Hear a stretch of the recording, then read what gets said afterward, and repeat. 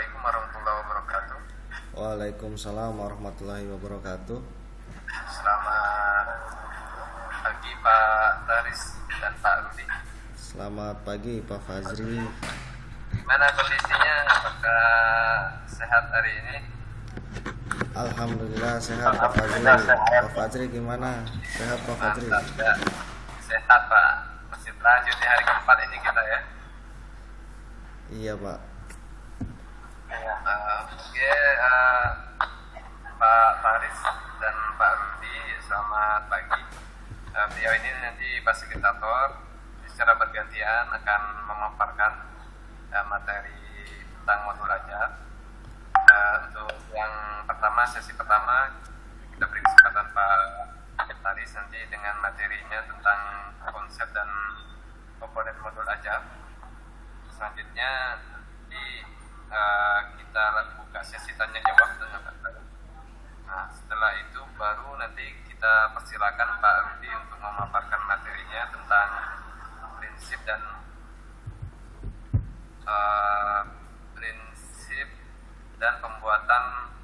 alur pembuatan perangkat pembelajaran, ya, proses pembuatan perangkat pembelajaran.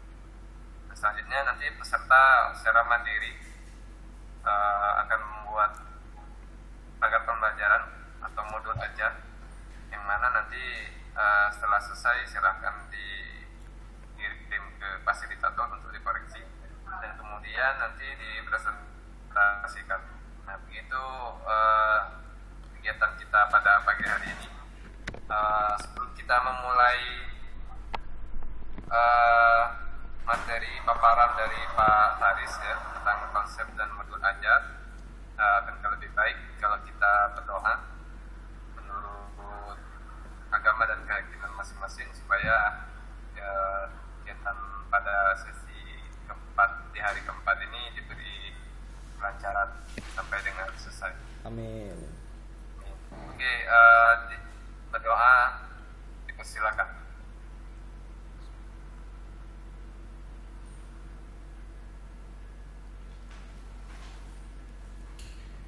Selesai. Oke, untuk sebelum kita mulai mungkin ada ice breaking dulu, akan dipandu oleh saya sendiri Muhammad Fajri sebagai moderator. Bapak Ibu peserta ya, silakan aktifkan kameranya. Ya, Nah, sudah Pak. ice breaking kita tebak kata. Ya, tebak kata. Saya sebagai moderator nanti akan memimpin permainan ini, game ini. Untuk mikrofon akan saya matikan dan Bapak Ibu yang sebagai peserta nanti silahkan tebak kata yang keluar dari ucapan saya. Oke, bisa dipahami sebelum kita mulai, Bapak Ibu? Ya. Oke, saya mute dulu mic-nya ya. Kalau nggak di-mute nanti suaranya kedengeran, ketahuan jawabannya. Oke, ini kebetulan kamera utamanya rusak dan kayaknya jadi menggunakan kamera HP. Nanti silakan tebak ya. Oke, bisa kita mulai Bapak Ibu? Bisa Pak. Oke, kalau bisa kita mulai, silahkan tebak ya. Oke, 1, 2, 3.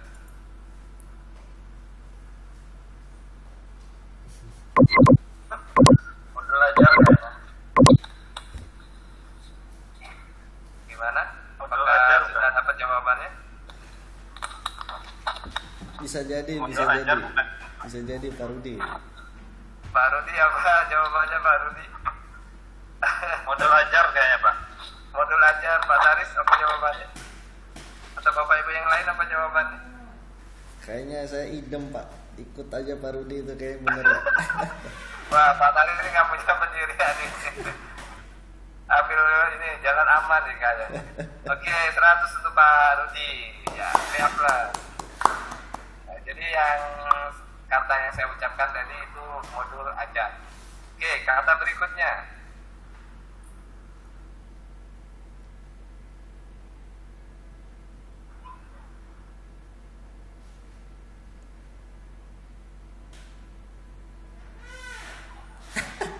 Tadi sudah jawab. Katanya kayaknya panjang itu Pak.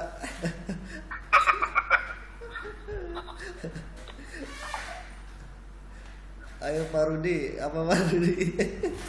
Jago nih Pak Rudi. Tarik kayaknya bisa jawab. Dan saya ulangi sekali lagi ya. Ulangi Pak.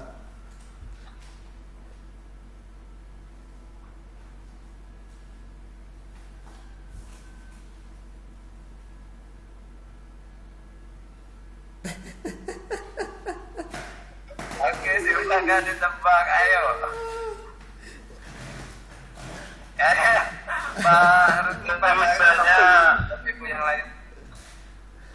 awal kalimatnya saya bisa nebak itu kayaknya. Iya, coba boleh, sama juga main Modul ajar aja. Awalnya modul ajar juga kayaknya. Pak Taris, silakan Pak Taris. Apa nih jawabannya? Nggak boleh ngikut lagi Pak Taris, harus punya pendirian ya. Nah ini bahasanya katanya ini lebih dari modul ajar, ini panjang Pak ini. Ya, Ya. oke, saya kasih clue-nya. Modul ajar udah benar. Nah, sekarang kata yang berikutnya. Cluenya apa ini Pak? Modul ajarnya Pokoknya masih berhubungan dengan hari ini, materi hari ini. in-house Ada training. kata-kata yang masuk materi hari ini. Bukan, nggak hanya materi sih, clue-nya. Apa namanya? Tadi modul ajar udah benar. Nah, ada kata-kata yang berhubungan dengan kegiatan hari ini, bukan hanya materi.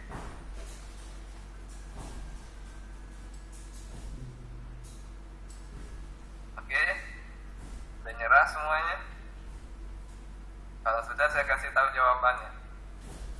Jadi jawabannya adalah modul ajar, benar.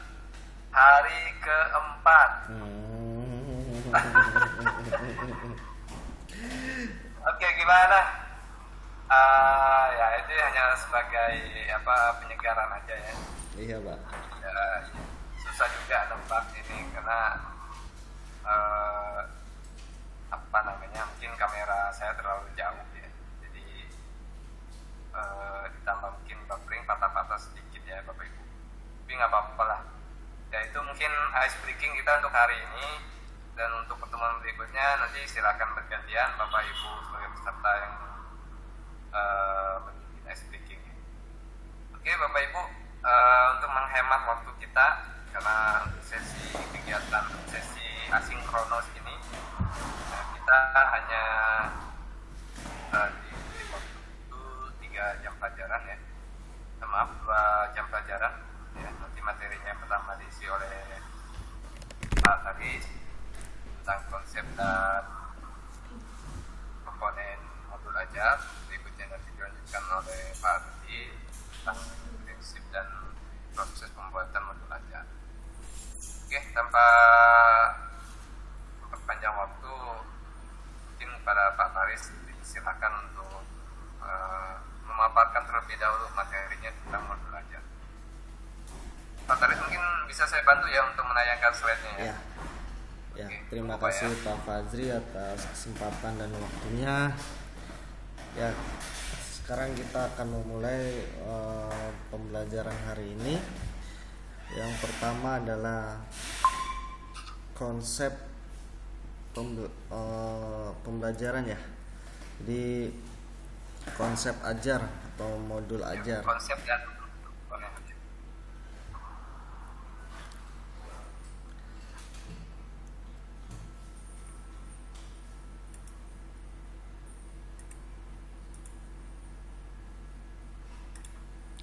Apakah sudah bisa Ya, Pak Taris? sudah Pak. Oh.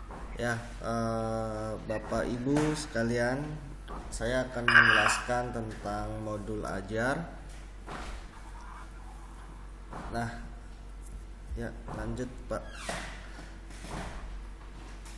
Nah, di sini agenda sesi kita di dalam modul ajar itu yang pertama kita memahami konsep modul ajar itu sendiri. Yang kedua, ada komponen modul ajar. Yang ketiga itu ada prinsip penyusunan modul ajar. Yang keempat itu ada prosedur penyusunan modul ajar. Ya.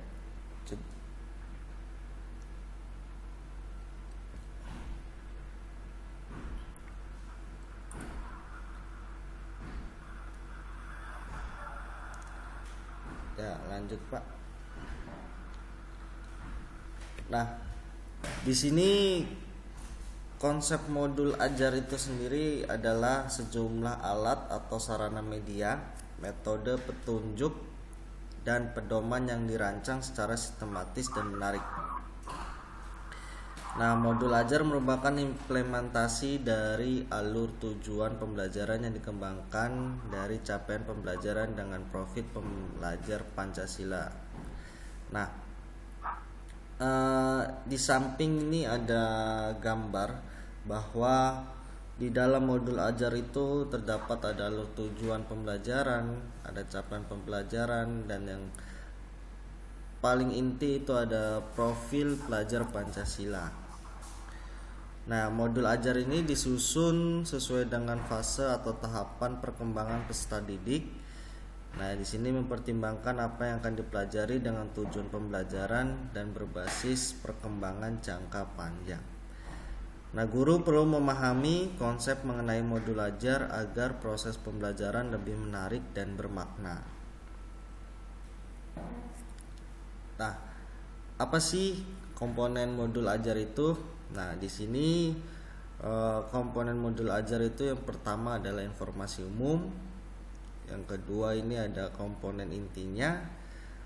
Nah, di sini guru dan satuan pendidik diberi kebebasan untuk mengembangkan modul ajar sesuai dengan konteks lingkungan dan kebutuhan belajar peserta didik. Nah, maksudnya apa yang poin pertama ini dan kenapa ditebalkan? Bahwa memang di dalam satuan pendidik salah satunya mungkin seperti sekolah di kota atau di daerah pedalaman itu kebutuhannya berbeda.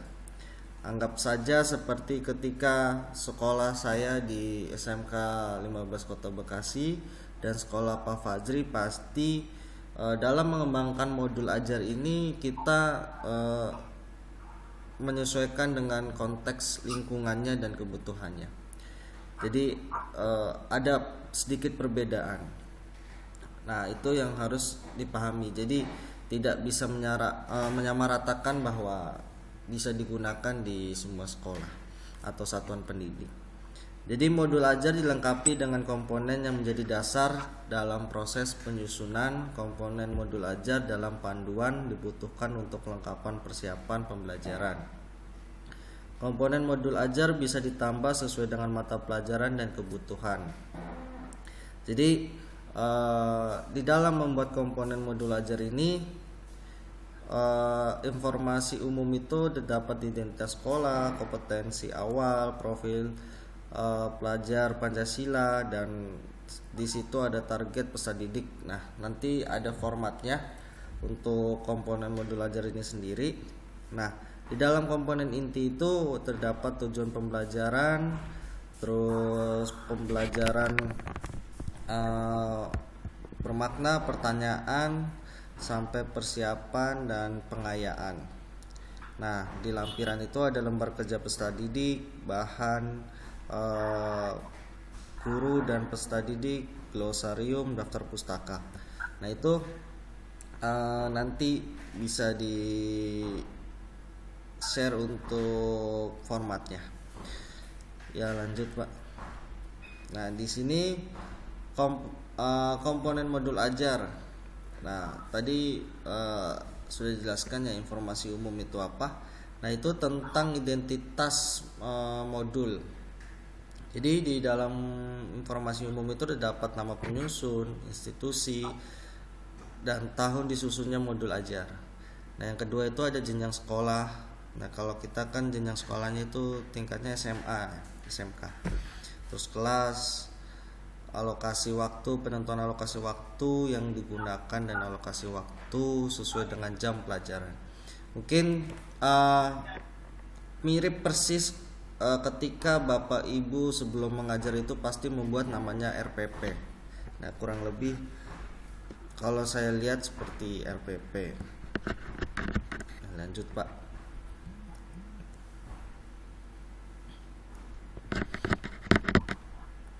Nah, ini kompetensi awal adalah pengetahuan atau keterampilan yang perlu dimiliki siswa sebelum mempelajari topik tertentu. Kompetensi awal merupakan ukuran seberapa dalam modul ajar dirancang. Nah, jadi Bapak Ibu nanti di dalam kompetensi awal ini harus diisi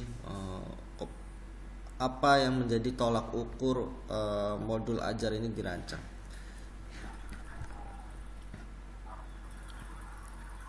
Yang C ini ada profil pelajar Pancasila.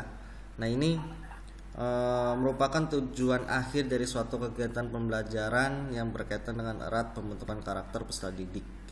Nah, ini profil pelajar Pancasila ini dapat tercermin dalam konten atau metode pembelajaran. Di dalam modul pembelajaran, profil pelajar Pancasila tidak perlu mencantumkan seluruhnya, namun dapat memilih profil pelajar Pancasila yang sesuai dengan kegiatan pembelajaran dan modul ajar. Nah, Bapak Ibu mungkin sudah mempelajari tentang profil pelajar Pancasila. Nah, ini bisa diambil ketika Bapak Ibu membuat komponen modul ajar itu hanya sesuai dengan kebutuhan, tidak semuanya. Ya, lanjut Pak. Nah, di poin D ini ada sarana dan prasarana. Ini sarpras ya. Jadi merupakan fasilitas dan bahan yang dibutuhkan untuk menunjang kegiatan pembelajaran. Ini memang sangat penting sarana ini untuk merujuk pada alat dan bahan yang digunakan. Karena kita ini termasuk guru produktif. Jadi sarana dan sarpras ini sangat diutamakan. Jadi ketersediaan materi disarankan mempertimbangkan kebutuhan peserta didik baik dengan keterbatasan atau kelebihan teknologi termasuk sarana dan prasarana. Yang penting untuk diperhatikan dan juga dimanfaatkan agar pembelajaran lebih dalam dan bermakna. Ya Pak, lanjut.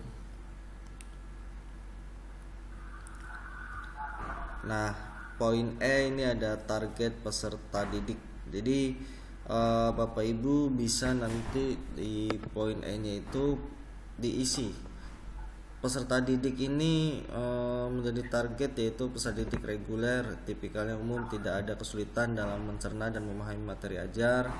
Peserta didik dengan kesulitan belajar, memiliki gaya belajar yang terbatas, hanya satu gaya misalnya dengan audio, memiliki kesulitan dengan bahasa dan pemahaman materi ajar, kurang percaya diri, kesulitan berkonsentrasi jangka panjang. Yang ketiga ini ada peserta didik dengan pencapaian tinggi. Nah, ini mencerna dan memahami dengan cepat,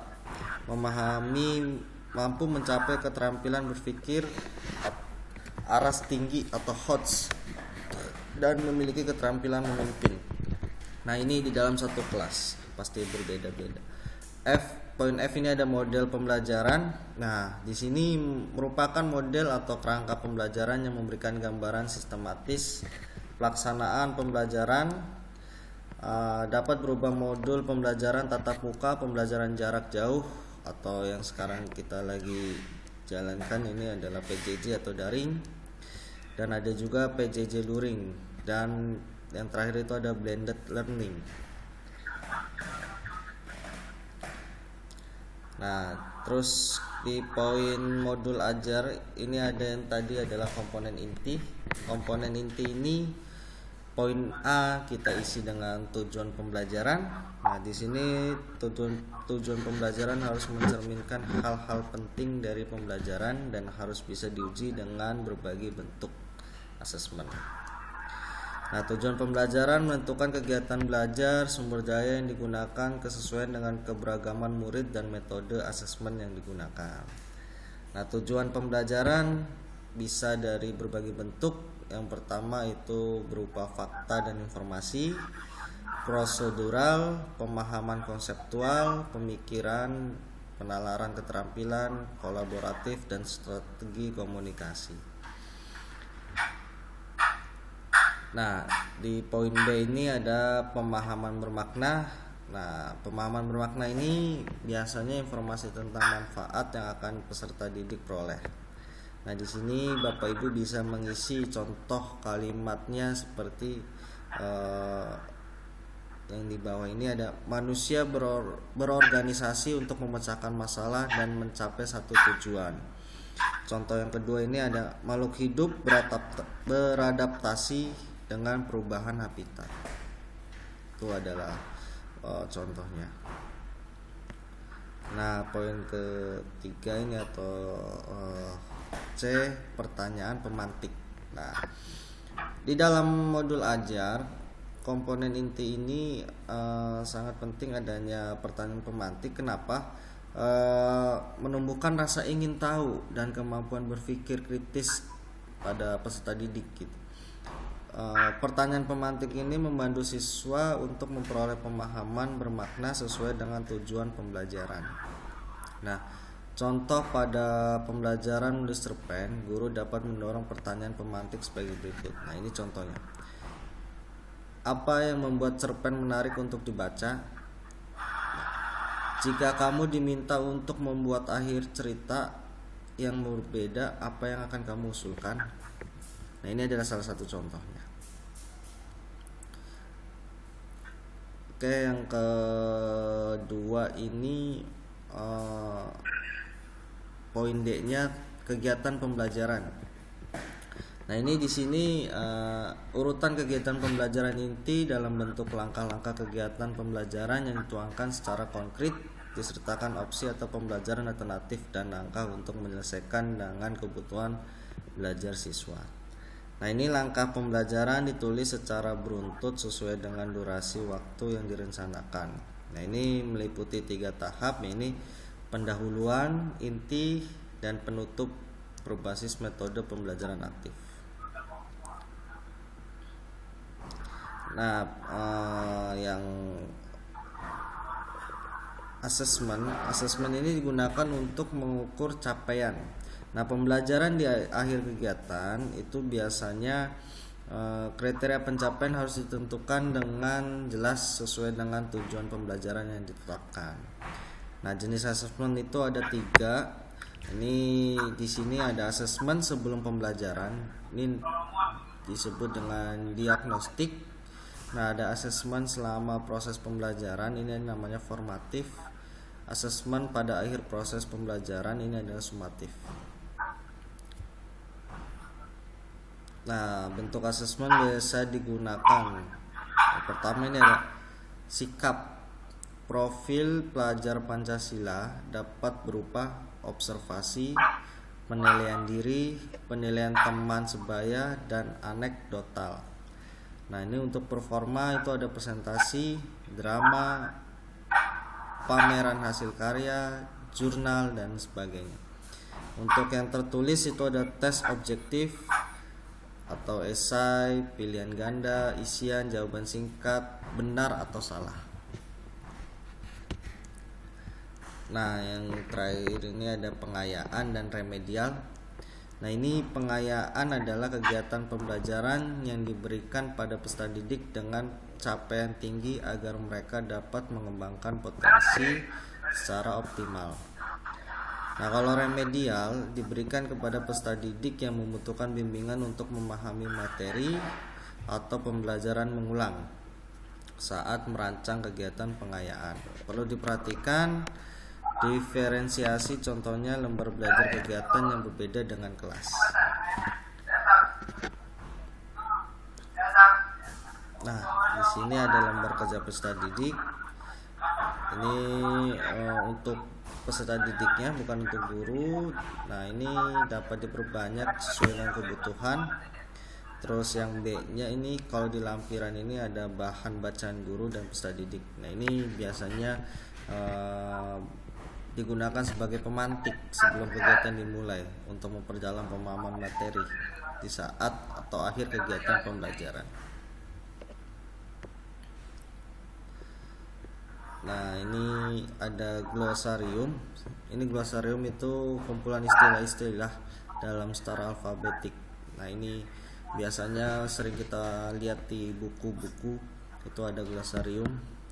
Dan jangan lupa yang terakhir itu ada daftar pustaka, karena mungkin kita dari pembelajaran ini kita mengutip dari buku atau mungkin mengutip dari e-book. Nah, itu harus ada daftar pustakanya dicantumkan. Nah, itu referensinya didapat dari mana. Nah, di sini ada pertanyaan Bapak Ibu. Sebutkan minimal 7 komponen yang ada di dalam modul ajar. Nah, tadi sudah saya jelaskan Bapak Ibu tentang modul ajar. Nah, silakan siapa nih yang bisa menjawab komponen apa saja gitu yang ada di dalam modul ajar minimal 7. Mungkin bisa dimulai dari Pak Rudi atau Pak Fajri bisa bantu. Oke, tadi mungkin pemaparan dari Pak Taris. Selanjutnya kita buka sesi tanya jawab aja Pak ya. Iya Pak. Untuk membatasi waktu Pak, kita hanya membatasi dengan satu pertanyaan dari peserta. Gimana Pak Taris? Iya Pak, silakan jika ada yang ingin bertanya. Ini Pak, ada salah satu peserta, saya bacain aja Pak, karena mungkin ada konteks gangguan teknis tadi. Iya Pak. Pertanyaannya nggak bisa ini. Saya bacakan aja Pak ya pertanyaannya. Iya Pak. Pertanyaannya, apakah boleh ditambah komponen lain selain komponen yang sudah dijelaskan, seperti misalnya tadi ada komponen informasi umum, terus ada komponen inti dan penutup. Nah, tadi sudah jelaskan ada berbagai macam ya yang isi di dalam komponen itu. Apakah bisa ditambahkan? Karena kalau kita berkaca dari kurikulum terdahulu itu lebih variatif Pak, lebih banyak. Ya.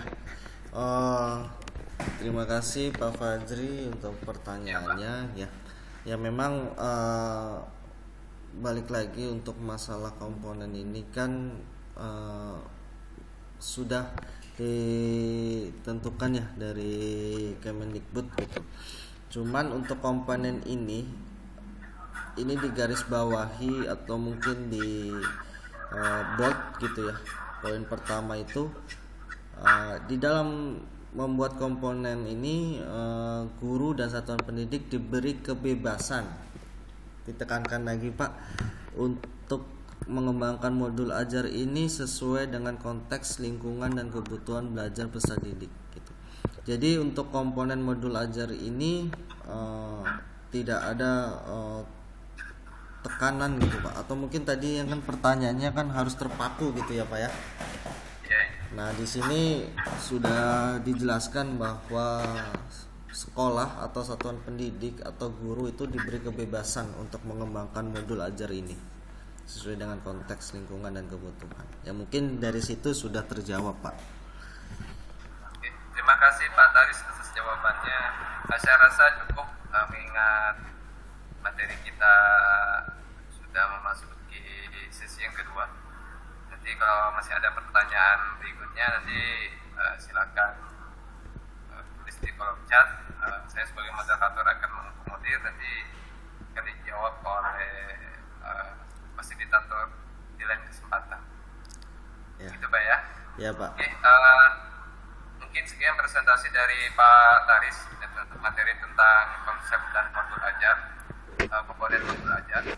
Berikutnya kita beri kesempatan untuk sesi kedua ini kepada fasilitator kedua yaitu Pak Rudi, mana materi tentang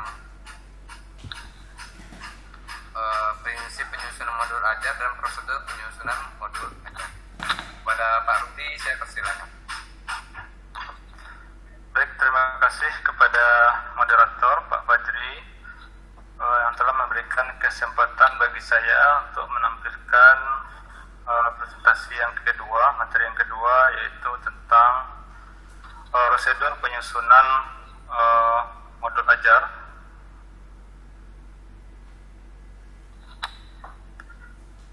Saya ulangi, prinsip, prosedur, dan penyusunan modul ajar.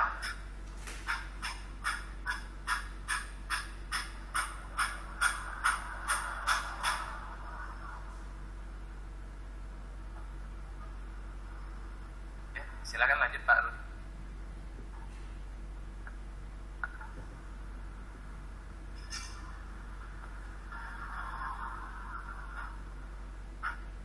tampil nih Pak. Udah. Biar saya aja Pak yang nampil.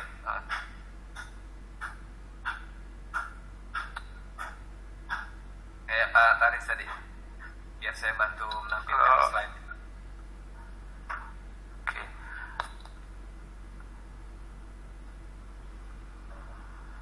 Ini udah tampil belum Pak? Kalau gitu saya stop screen dulu Pak ya. Kalau Bapak menampilkan Oke. biar nggak ini. Belum Pak, belum kelihatan Pak. Oke. Oke, siap, sudah mulai.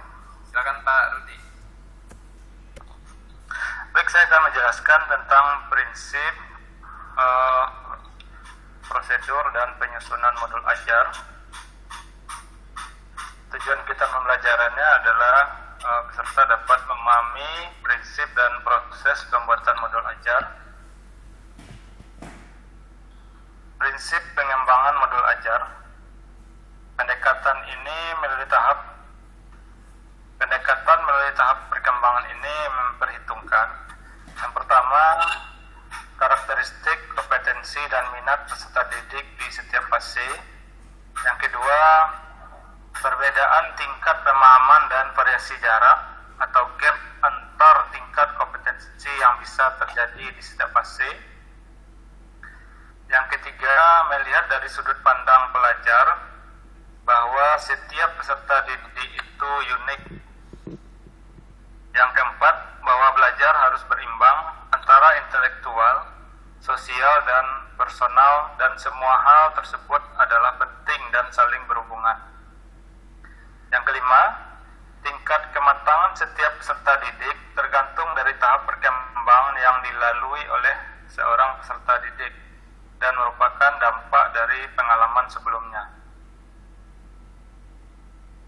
4 kriteria yang harus dimiliki modul ajar adalah yang pertama itu esensial, yang mana artinya pemahaman konsep dari setiap mata pelajaran melalui pengalaman belajar dan lintas disiplin. Yang kedua, menarik, bermakna, menantang.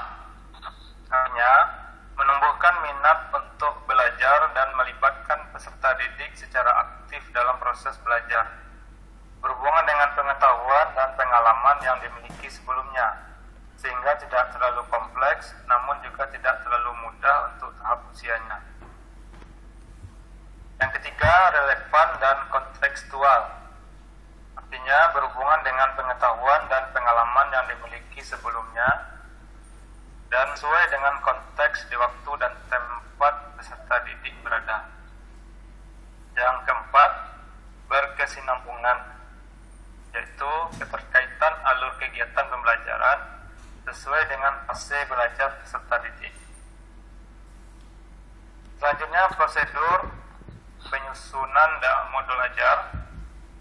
Guru pada saat pengembangan modul ajar dapat mengikuti langkah-langkah berikut.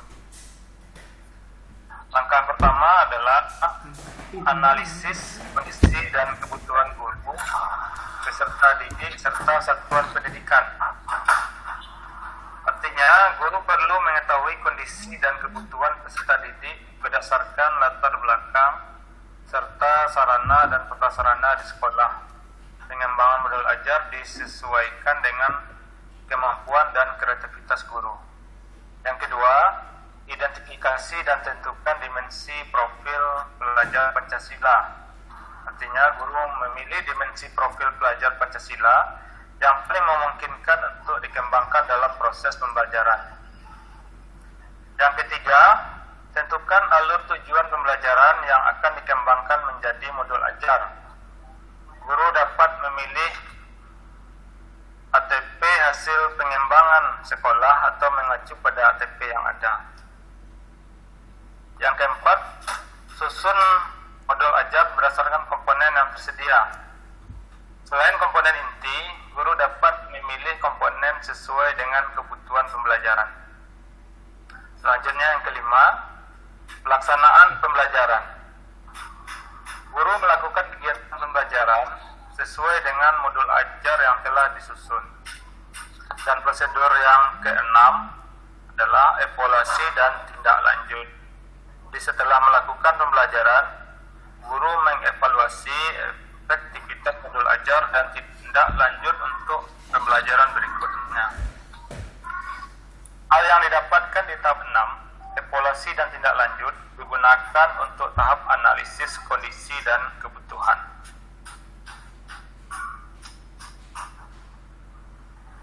Nah, dari materi tadi, mungkin para peserta sudah mengetahui bagaimana prosedur penyusunan modul ajar. Jadi dari pertanyaan ini, sebutkan langkah-langkah dalam penyusunan modul ajar ya, dengan bahasa sendiri. Mungkin semua sudah mendengarkan tadi apa yang sudah saya sampaikan. Nah, ini ada 6 tadi yang prosedur penyusunan modul ajar. Nah, jadi langkah-langkah dalam penyusunan modul ajar itu ada 6. Yang pertama itu analisis kondisi, yang kedua identifikasi dan tentukan dimensi profil pelajar Pancasila, yang ketiga tentukan alur tujuan pembelajaran, yang keempat susunan modul ajar, yang kelima pelaksanaan pembelajaran, dan yang keenam evaluasi dan tindak lanjut. Dan untuk penutup, ya, hal yang perlu diingat, yang pertama adalah materi ini bersifat pedoman atau petunjuk praktis bagi guru, sekolah, atau stakeholder dalam mengembangkan modul ajar. Yang kedua, guru, sekolah, atau stakeholder dapat menggunakan referensi lain yang sesuai dengan kondisi dan lingkungan peserta didik. Yang ketiga, pada panduan ini lebih menekankan pada konsep, prinsip, dan prosedur dalam mengembangkan modul ajar. Yang keempat, materi atau bahan ajar, guru dapat mengembangkan sendiri sesuai dengan kondisi sosial, budaya, kemampuan peserta didik, serta tingkat ekonomi masyarakat sekitar.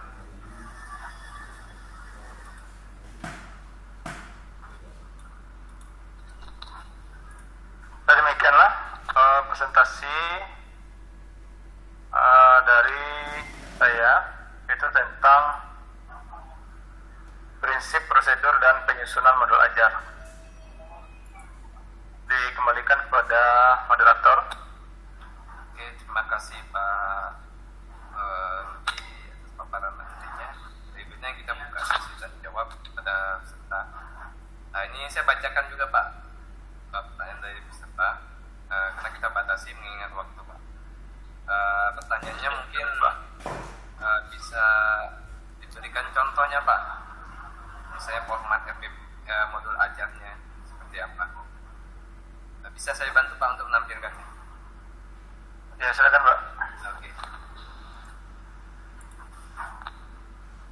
Ini Pak formatnya seperti yang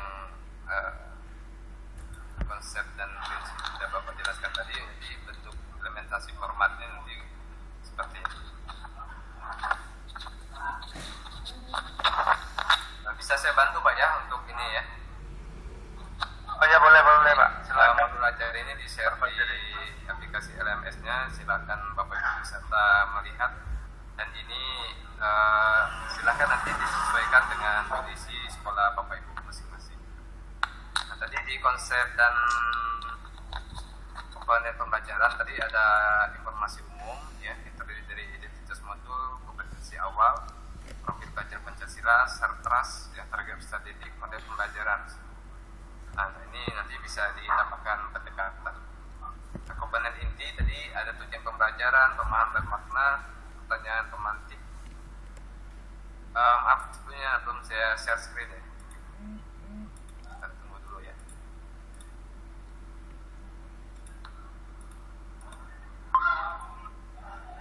Ya maaf, tadi belum di share screen. Nah, seperti ini ya bentuk atau format tampilan dari modul ajar. Sebenarnya pada umumnya sama dengan format kalau dulu namanya RPP Pak ya, rancangan pelaksana pembelajaran. Nah, sekarang modul ajar. Ada mungkin perbedaan ya antara modul ajar dengan RPP. Nah, bisa Bapak Ibu lihat di sini ada identitas modul ya, yaitu institusi pelajaran jenjang pendidikan ya, kelas semester alokasi waktu. Kompetensi awal ini pengetahuan yang harus harus dimiliki oleh peserta didik untuk memasuki materi ini. Nah, ada beberapa poin ya, ada 4 poin ini yang harus dimiliki oleh peserta didik untuk sebelum mereka memulai materi yang akan diajarkan. Misalnya, peserta didik mampu memahami perkembangan teknologi IoT seperti sistem sensor, smart home, smart device, smart city. Peserta didik mampu memberikan contoh perkembangan teknologi IoT seperti sistem sensor, smart home, smart device, smart city. Peserta didik menentukan kebutuhan peralatan bahan yang diperlukan untuk membuat teknologi berbasis IoT. 3. Penerapan, memahami prinsip K3RH. Nah, profil pelajar Pancasila, karakter yang dibentuk di profil pelajar Pancasila itu gotong royong, mandiri, kreatif, dan mendalam. Sarana prasarana yang diperlukan, sarananya laboratorium teknik komputer jaringan dan telekomunikasi, prasarana peralatan, modul Arduino, Raspberry Pi, relay, dan lain-lain, bahan kabel, bohlam lampu, kabel TV, router, dan lain-lain. Peserta didik reguler, model pembelajaran tatap muka, discovery learning, discovery learning, pendekatan, diskusi, observasi, demonstrasi, dan presentasi. Nah, komponen ini terdiri dari 3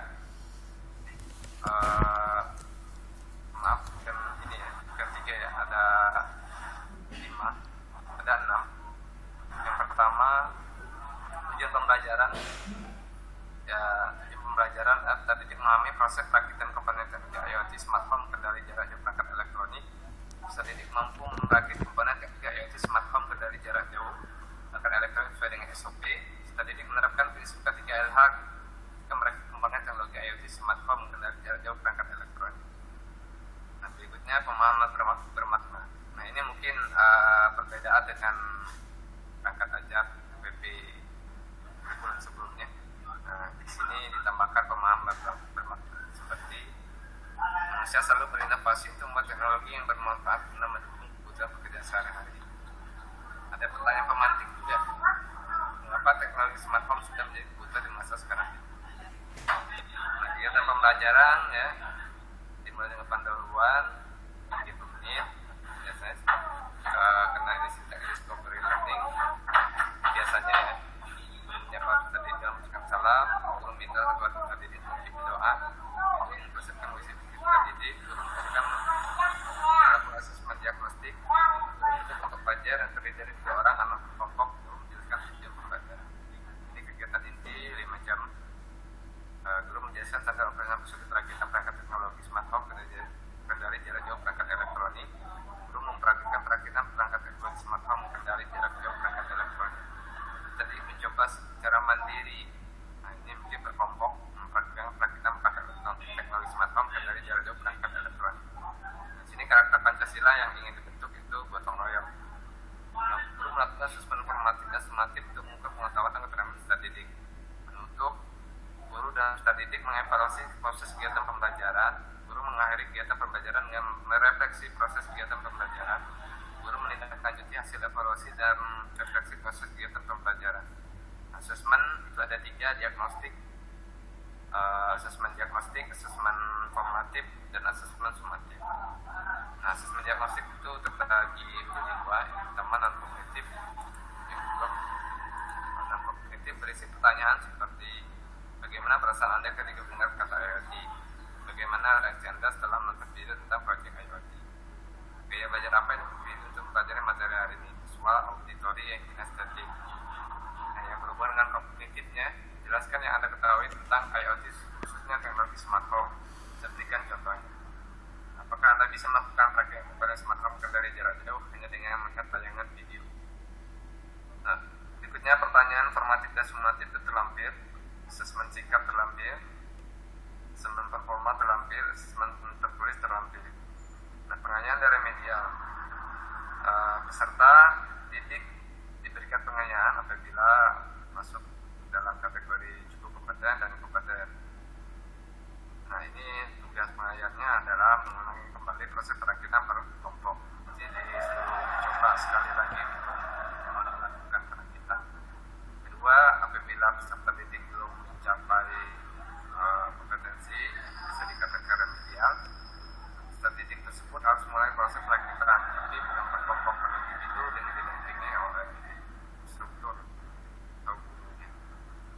lampiran, ini berisi lampiran lembar kerja, asesmen ya, bahan bacaan guru, glosarium dan tutur pustaka. Ini lampiran penilaian sikap. Bisa Bapak Ibu lihat ya, seperti ini contohnya, sebenarnya bisa dikembangkan. Ini hanya sekedar contoh aja. Penilaian oleh teman. Nah, ini bentuk pertanyaan formatif dan sumatif. Nah, ini sifatnya reflektif. Pertanyaan formatif sumatif ini mungkin tujuannya tidak hanya mengukur capaian kompetensinya, tapi pemahamannya juga, atau kendala belajarnya, atau permasalahan lain mungkin yang di luar kompetensinya. Nah, ini bentuk assessment ya. Assessment penilaian. Ini lembar kerjanya berisi 3 pertanyaan. Saya jawab tadi. Mungkin seperti itu Pak. Pak Rudi, contohnya untuk modul aja nanti akan di-share di LMS-nya. Silakan Bapak Ibu lihat contohnya seperti ini dan dipadukan juga dengan slide presentasi, konsep dan komponen modul ajar serta prinsip dan prosedur penyusunannya. Oke, mungkin sekian Pak Rudi, terima kasih. Terima kasih Pak Fajri atas contoh modul ajarnya. Ya, saya stop screen dulu nih. Mengingat waktu Pak Taris dan Pak Rudi. Pak Taris, halo. Iya Pak, halo Pak. Oh. Mengingat waktu kita sudah habis Pak. Iya. Jadi nanti peserta akan melanjutkan kegiatan asinkronosnya 5 JP Pak. Nah, nanti kalau ini pertanyaan masih banyak pertanyaannya, cuma karena keterbatasan waktu tetap saya tampung, nanti saya kirim Bapak pertanyaannya, mungkin Bapak bisa menjawab di lain waktu atau masukin ke dalam format, nanti hasil jawaban itu nanti saya bantu kirim ke peserta yang lain. Oke Pak, siap Pak. Oke, baik. Oke, terima kasih kepada Pak Rudi dan Pak Taris atas paparan materinya. Terima kasih kembali Pak Fajri. Ya. Sebelum kita mengakhiri pertemuan atau sesi keempat hari ini tentang modul ajar ya, kegiatan sinkronosnya akan lebih baik kalau kita berdoa, tetap jaga kesehatan Bapak Ibu karena masih beberapa hari lagi pelatihannya, membutuhkan stamina dan fisik yang kuat.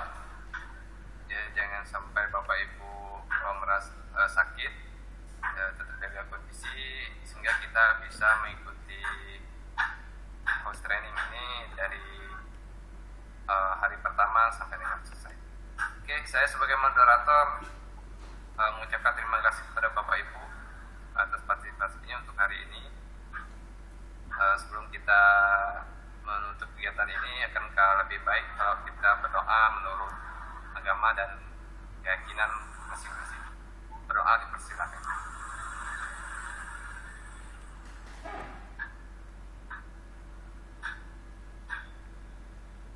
Selesai. Oke, terima kasih kepada fasilitator Pak Taris dan Pak Rudi, dan Ya. juga kepada Bapak Ibu peserta infos training pada sesi modul ajar ini. Sampai jumpa di hari besok.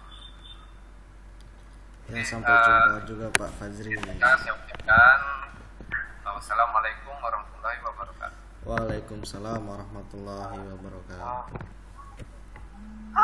Udah cukuplah rekamannya Pak Taris. Aduh, Ya, nanti silakan, tinggal Bu. Bapak edit ya. Kalau saya rasa kayak nggak perlu ada yang diedit. Ya, Tadi Bu. kita spontannya bagus, kalau menurut saya. Belum Bu, saya mah Bu. Kan ini ngerjain tugasnya Bu, yang kolaborasi Bu. Ini udah selesai Bu. Udah. Ya udah, nanti Pak Taris minta bantu ini ya. Kita Besok. masukin ke YouTube Besok, Pak Bu. Taris aja atau ke Sekarang. Google Drive. Sekarang. Di Bapak kirim linknya ke kita, biar kita bisa Ya. download hasil ininya, rekaman itu tugas kita hari ini. Gimana Pak Taris? Ya. Masih nelfon kayaknya Pak. Siap. Tunggu dulu. Saya kan nggak bisa lihat ini tampilan Pak Faris ini. Ya. Di tengah-tengah ini hitam. Iya. Ya, Bu. Lagi teleponan dia kayaknya. Halo Pak, sorry. Ya, halo Pak, maaf Pak. Telepon kepala sekolah Pak. Tanyain udah selesai belum katanya Pak. udah ini tinggal boleh